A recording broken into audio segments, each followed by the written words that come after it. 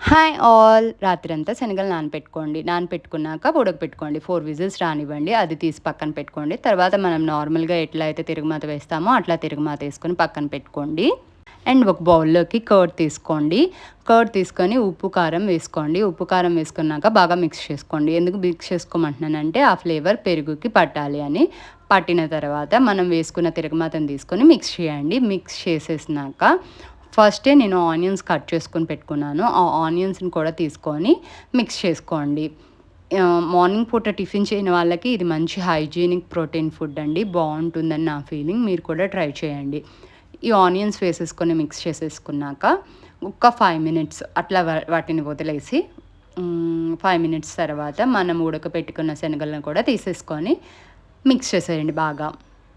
ఇది తింటే ఎక్కువ సేపు ఆకలేయదని నా ఫీలింగు. అంటే తిన్నవాళ్ళు కూడా చాలామంది చెప్పారనుకోండి. ఎక్కువసేపు ఆకలేయదు. కొంచెం పొట్ట దండిగా ఉంటుంది అని. శనగలు కూడా వేసేసుకొని మిక్స్ చేసేసుకున్నాక అండ్ ఫైనల్ టచ్ ఎప్పుడు కొత్తిమీర వేసుకుంటాం కదండీ మనం. మా దాంట్లో అయితే కంపల్సరీ కొత్తిమీర కావాలి.